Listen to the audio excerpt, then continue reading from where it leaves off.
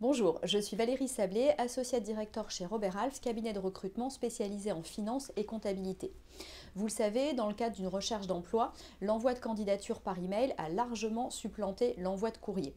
Pour cela, je vais vous donner quelques conseils pour bien communiquer par email avec un recruteur. Tout d'abord, n'oubliez pas qu'un CV raconte ce que vous avez fait, mais pas du tout ce que vous avez envie de faire désormais. Tout mail d'accompagnement doit donc être parfaitement adapté et personnalisé à l'envoi de votre candidature.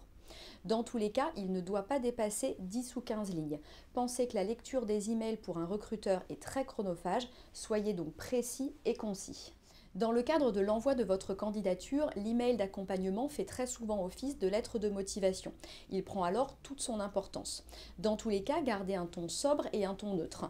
Un email trop bateau ou trop long ne retiendra pas l'attention de votre lecteur. Travaillez notamment sur votre première phrase d'accroche en situant par exemple un point clé de votre parcours.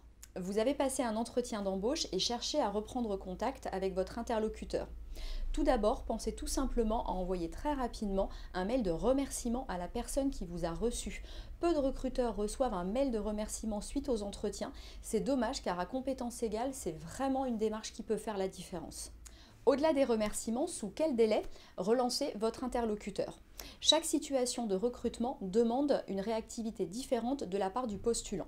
Pensez à demander par exemple pendant l'entretien à votre interlocuteur sous quel délai il souhaite prendre sa décision et valider avec lui le reste du processus de recrutement.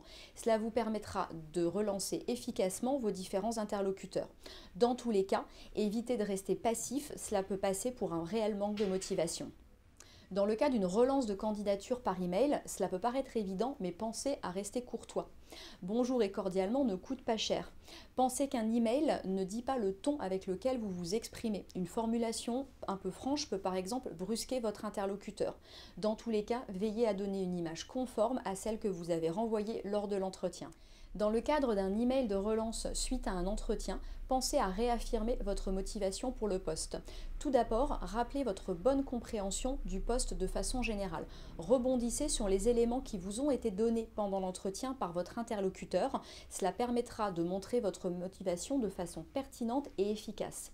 Pensez également à anticiper tout point bloquant, par exemple le trajet ou l'accessibilité, et n'hésitez pas à compléter votre propos si vous pensez avoir oublié quelque chose lors de l'entretien. Dans le cadre d'un email de relance, gardez de toute façon un ton sobre et un ton neutre. Ne partez jamais vainqueur, ne partez jamais vaincu, n'anticipez pas la réponse. Dans tous les cas, un ton trop sûr de vous ou un ton pouvant donner l'impression que vous êtes dans l'urgence pourra nuire à votre candidature. De façon générale, pour toute correspondance avec un recruteur, pensez que les fautes d'orthographe sont absolument rédhibitoires. N'hésitez jamais à vous faire relire, cela vous permettra aussi de mieux organiser et de synthétiser vos idées. Gardez également en tête que votre email doit bien sûr faire passer un message, mais aussi savoir solliciter un retour et donner envie tout simplement de vous répondre. N'hésitez pas pour cela à réitérer votre disponibilité pour un nouvel échange. En conclusion, restez toujours positif et ouvert. Pensez qu'un refus peut ne pas être définitif. Beaucoup de recruteurs gardent les candidatures après le processus de recrutement.